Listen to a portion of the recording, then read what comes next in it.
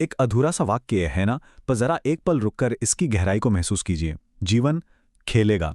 कल्पना कीजिए कि कोई है जो अदृश्य है और हमारी हर भावना, हर उम्मीद, हर डर की डोरियों को अपने हाथ में थामे हुए है। आचार्य प्रशांत का ये जो कथन है, ये सिर्फ एक बात नहीं है, ये एक तरह से एक सच्चाई का पर्दाफाश है।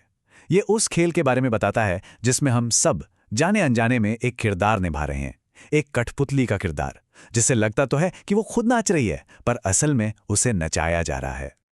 तो चलिए आज इस कहानी में थोड़ा और गहरे उतरते हैं।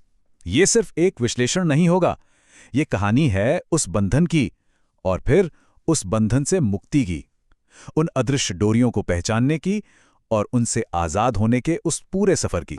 ठीक है, तो हमारी कहानी का पहला अध्याय, और ये कहानी हम में से किसी की भी हो सकती है।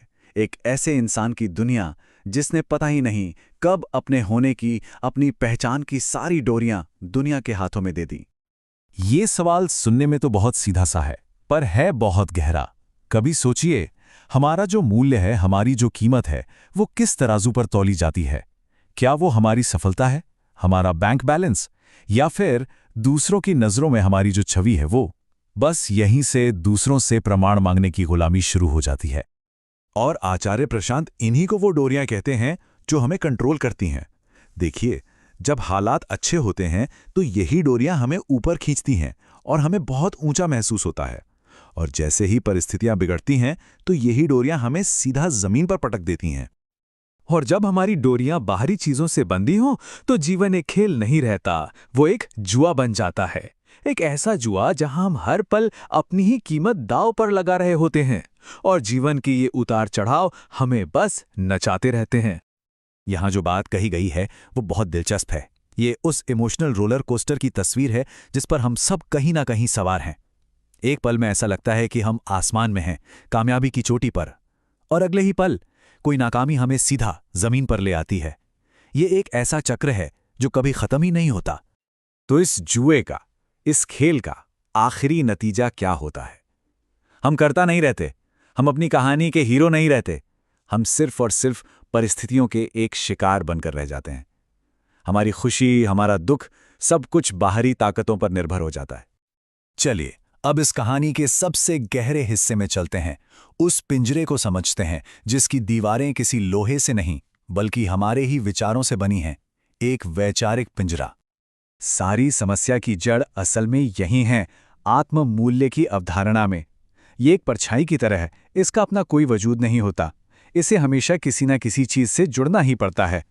जैसे ही हम कहते हैं मैं मूल्यवान हूं, तो तुरंत अगला सवाल उठता है, क्यों, किस वजह से? और बस हम उसी पिंजरे में कैद हो जाते हैं। ये एक ऐसा चक्रव्यूह है जिससे बाहर निकलने का हर रास्ता हमें वापस उसी के केंद्र में ले आता है। देखिए ये काम कैसे करता है। हम कोई भी मूल्य पकड़ते हैं, वो किसी बाहरी चीज पर टिक जाता है। वो बाहरी चीज तो बदलती रहती है, तो हमारा मूल्य भी बदल जाता है, और आखिर में हम फिर से एक शिकार बन जाते हैं। तो क्या इस पिंजरे से निकलने का कोई दरवाजा ही नहीं है? है। हर चक्रव्यूह का एक भेद होता है ना?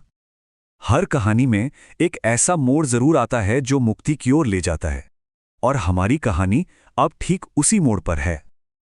और यहीं पर आचार्य प्रशांत उस असली रहस्य से पर्दा उठाते हैं। वो कहते हैं कि समाधान किसी बेहतर आत्म मूल्य को खोजने में नहीं है, बल्कि मूल्य की इस पूरी की पूरी अवधारणा से ही मुक्त हो जाने में है। उस पिंजरे को तोड़ने की असली चाबी यही है। तो एक बार उस जीवन की कल्पना कीजिए जहां कोई डोरियां ही नहीं है। ये हमारे सफर का आखिरी अध्याय है, मुक्ति का इनाम। एक ऐसा जीवन जहां किसी के सामने कुछ साबित ही नहीं करना है, जहां आप परिस्थितियों के गुलाम नहीं बल्कि उनके साक्षी हैं। ये बात कितनी खूबसूरती से उस शांति और उस हल्केपन को बताती है ना? ऐसा लगता है जैसे सदियों का कोई बोझ उतर गया हो, खुद को हर पल नापने, तौलने, साबित करने का बोझ। और इस हल्केपन का नाम ही तो असली स्वतंत्रता है। ये कहानी तो यहां खत्म होती है, पर शायद हमारी अपनी कहानी अब यहां से शुरू हो रही है। और ये कहानी हमारे लिए एक सवाल छोड़ जाती है, वो कौन सी महीन, वो कौन सी अदृश्य डोरियां हैं जो अब भी हमें नचा रही हैं? इस सवाल का जवाब ढूंढना ही शायद आज़ादी की ओर पहला कदम है।